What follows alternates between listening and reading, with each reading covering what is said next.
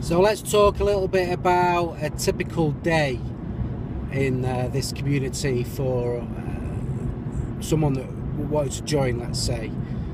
So you always start off as a baker, and I think that's a good idea because their business is bread, and obviously they must bake a lot of stuff for their own community. So everyone starts off as a baker, so everyone learns, which incidentally, as with any job, the first job that you do is always pretty much the hardest. And yeah, they seem like they work long hours, start at 2 in the morning, finish at 2 in the afternoon with a couple of hour breaks in the middle. So that's a graft, but they say they enjoy it, and baking bread, I suppose you can get into it. It wouldn't be a long-term thing. And then I think from there you go on to other things. So obviously one of the jobs as a teacher, looking after kids all day, and the kids' day starts at 9. Oh, listen to this, you get woke up in the morning at 6 o'clock in the morning by someone singing, a real person, whoever that may be. It must be on a rota, but yeah, that's how you get woke up. You get woke up by singing, and then you have an hour of get your stuff together, contemplation, I don't know, some group gathering in the morning, and then everyone has communal breakfast 7 to 8, and then I think the kids go to school at 9 till 2. 5, 6 children in the class, one teacher, and then I think the eldest was 15, the youngest probably attend schools, maybe 5. So there's this broad spectrum of education, so some people do help out with the education, and English, maths and French. There was a French chap there, and I believe one of the ladies who worked in the kitchen, an elder lady, she had a French accent, so seems like communication, teach communication, French, English, math. And one particular girl I spoke to was interested in math, and we were chatting about how she can apply math to, if she learns it now, how she can apply it to my age, and we had a fairly interesting conversation. So yeah, then a typical day, wake up by singing at 6, then you have your breakfast at 7, work at 8. But work didn't seem to be anything that was questioned, because all work done is for giving to others. The purpose of doing it is to give to someone else, and the purpose of that is because of love. And if they create that love, you would want to do that work for the love of the other person. So you take, almost like it's nicer for you to be able to give to others. That's basically the concept, I believe. At one point I'd like to bring up, in a community like that, childbirth is probably not that common. 30 people, it can only probably happen once or twice a year, 3 times a year, so it's a big event for everyone. And what are your thoughts on the mother being able to choose a home childbirth? Do you think that should be something that is a right of a mother? I do. I think it's something that should be a choice, and we do allow them the choice in this country, which is good. Anyway, back to the story. A typical day for a guy. It didn't seem like it was lazy, put it that way. Everyone seemed like they were busy. There were some people in the shop, some people are in the cafe, some people do some work in the garden, they've got children to educate. It didn't seem like a lazy existence. And then obviously they're looking to recruit people to come down and live with them, so obviously they do some public relations, and they've got a website. And oh, technology was an interesting conversation. I was wondering what kind of technology they have.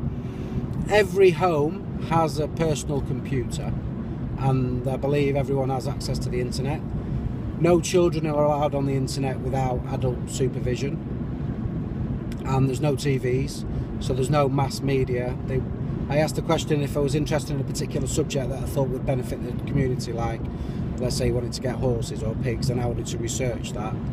Yes, everything's okay with supervision, but there's no real news or media input into the household. It seems like all knowledge comes from within, and all philosophy comes from within. There's no like outside influence into what, you know, if a child was they wouldn't understand what other things were going on in other schools. It's not something they would ever be part of. It's not something they would learn about through media, so they just wouldn't know the other world that basically we live in. Yeah, so that's kind of my thoughts on that. What else was I thinking about? Oh yes, the kitchen, household, general day-to-day functionality, certainly to do anything to do with food seems to be done by the females. And food was, I have to say, the food was good. The sandwich I had when I arrived was exceptional. You could tell that some effort has gone into the preparation of the food, and also certainly the sauces. Yeah, it was tasty, it was nice. And then once a week the blokes have to cook breakfast for the entire community, which is kind of fun. I'm not sure if there's any blokes out there that can cook, but putting a breakfast together for 30 is a proper effort, even though a breakfast is relatively simple to put together.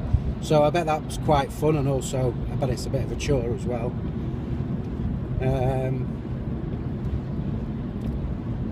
Right, well, there's some services coming up now, so I'm going to stop and recharge my phone and have a coffee, and I'll think a little bit more about, I think the basis of the question I want to get to is quality of life. That's really what I'm interested in.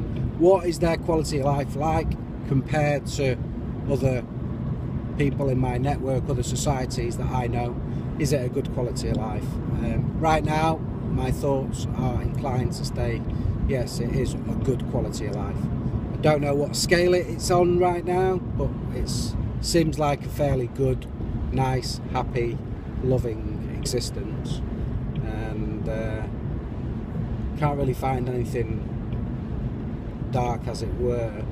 Although, I think they were expecting me. I had a quick half-an-hour chat, and obviously they know I was coming, which was lovely. It's lovely to go somewhere people are expecting you. It's such a nice feeling. I think they expected a tragic story. I think maybe they were used to hearing tragic stories, and my story isn't. I don't believe my story is tragic anyway. And I think they were maybe a little bit surprised that my quality of life was quite high. And on a couple of occasions, a couple of the elder chaps kind of, you know, certainly the chap that I met in Stockport, he was trying to remind me of a story that was, when I came back from cruise ships, I was a bit disillusioned with where I was going, and I didn't really know what was happening next, and it was just simply a lie. We never spoke about that. The conversation in Stockport was very nice and pleasant and relaxed, and there was no poor me victim role.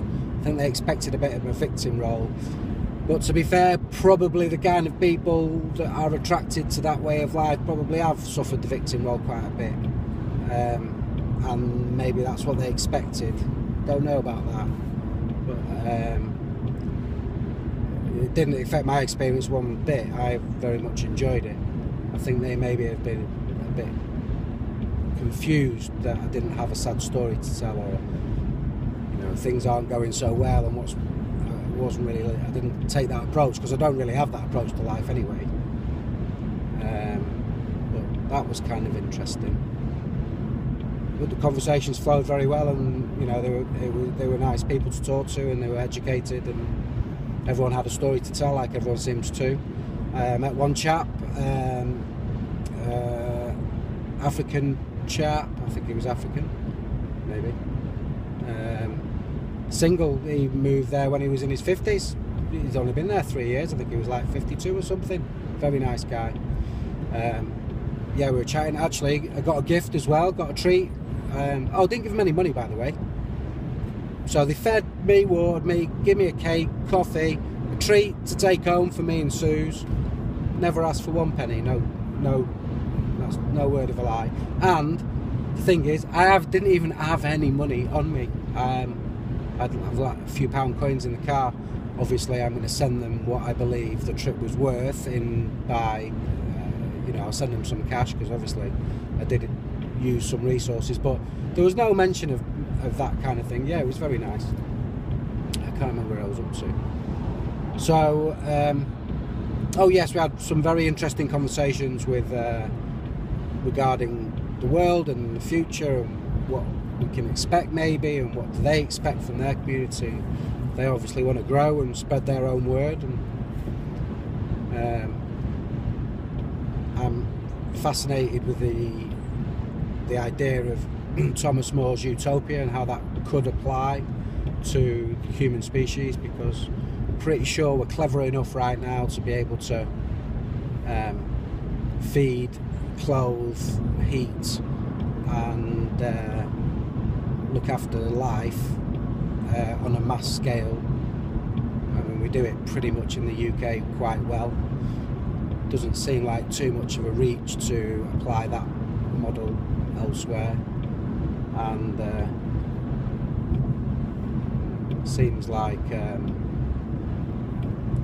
maybe a collision of two worlds could work, maybe with a fuse utopia with a little bit of that community there, and fuse in the capitalist system we have, and could that maybe make for things better? Don't know. All I'm really interested in is this particular house, 30 odd people all living, together, similar to cruise ships, although not the same, because it's almost like living on a cruise ship, but all the work you do is for the people that live on board. It's like living on a cruise ship with no guests. There you go.